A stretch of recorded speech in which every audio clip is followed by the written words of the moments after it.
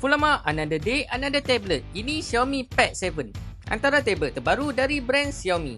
Macam biasa, kalau korang tengok kat sini, dia datang sekali dengan keyboard dengan pen tau.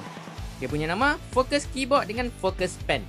Aku punya first impression, everything nampak sangat solid. Dari keyboard dia, dari tablet dia sendiri and juga kepada pen. Ini pula dari bahagian tepi. Kalau korang lekat, dia punya tablet nampak seakan-akan terapung. Lepas tu, antara keyboard dengan tablet, dia lekat pakai magnet tau kat belakang. Ini sedikit berbeza dengan tablet lain di mana semuanya snap. Bila dah tutupnya, dia punya tebal dia macam ni lah. Dia tak berat sangat and dia punya form factor dia dah macam laptop dah. Ini pula Focus Keyboard without aku attach dengan tablet. Ini dekat bahagian belakang tablet tersebut. Dia punya design dia, korang bayangkan ambil phone Xiaomi, lepas tu korang besarkan, jadilah tablet ni. Lepas tu, dia punya belakang dia connect pakai magnet and dia pergi buat dari fabric. So, tablet korang tak salah. Dari segi spek, dia pakai Snapdragon 7 Plus Gen 3. Dia punya bateri pula 8850 mAh. Memang besar, siap dapat 45W charging turbo. Untuk skrin pula, dia pakai 3.2K resolution. Dia punya aspect ratio pula 3:2. So, sesuai untuk tengok movie ataupun tengok dokumen juga. Untuk peak brightness pula 800 nits. Fungsi-fungsi lain ada web touch display, ada HDR, 345 ppi. Untuk refresh rate pula, dia support sehingga 144Hz. So korang bayangkan, main game memang smooth gila. Untuk kaki lain movie, aku ada berita baik untuk korang. Dia juga support Dolby Vision. So everything yang korang tengok dekat sini akan nampak sangatlah true to life. Untuk yang kaki editing juga, dia juga support expert level color calibration. Dalam masa sama, untuk protect mata korang, dia support DC dimming dengan ambient color temperature sensing. So, bila dia detect korang duk kawasan gelap, display akan turunkan sedikit brightness and akan protect mata korang. Let's move on untuk speaker pula. Dia support flagship quad speaker, meaning ada 4 speaker, 2 kiri, 2 kanan. Dalam masa yang sama juga, dia juga support Dolby Atmos and dia support 200% volume boost. Nah, dengan lagu, nak layan movie tak jadi masalah. Ini pula sample.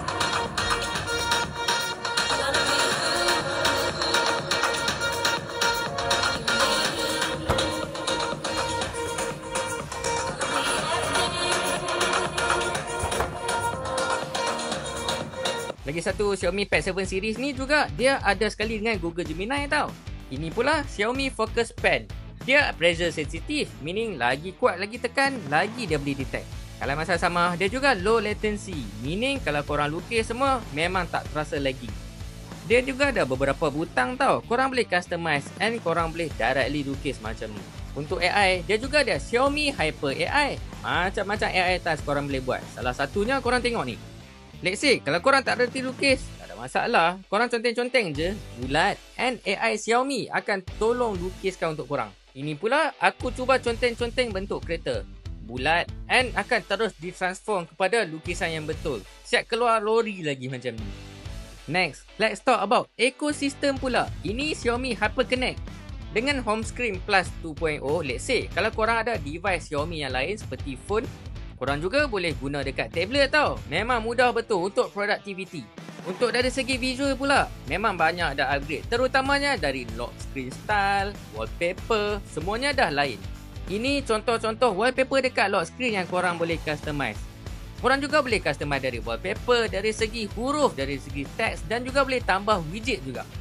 Everything sangat-sangatlah customizable. Korang siap boleh letak efek dekat wallpaper macam ni. Macam ni, setiap tablet korang mesti akan ada identiti yang tersendiri lagi. Okey, untuk yang kaki kerja, ini lagi satu good news kat korang. Dia juga dibina untuk PC level operation tau. Yang dah biasa pakai laptop sebelum ni, bila ada tablet ni dah tak rasa kekok. Sebab untuk keyboard ni, dia juga boleh pakai touchpad macam biasa. Setiap butang dekat Focus Keyboard ni pun macam pakai laptop betul tau. Everything seems so clicky and sangat responsif. Ini workstation mode. Korang bayangkan, korang buka app semua akan terapung multiple macam ni. Dah tak payah scroll satu-satu dah. Macam interface yang biasa, korang buka apps dia full screen. Ini korang boleh buka multiple at the same time. Macam ni, productivity korang barulah lebih meningkat. And boleh rasa macam feeling pakai laptop pula.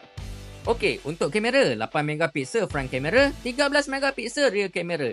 And dia juga ada infrared remote control tersembunyi juga. Bukan setakat boleh buat kerja, dia juga boleh main game. Siap ada game space untuk handle game-game korang juga.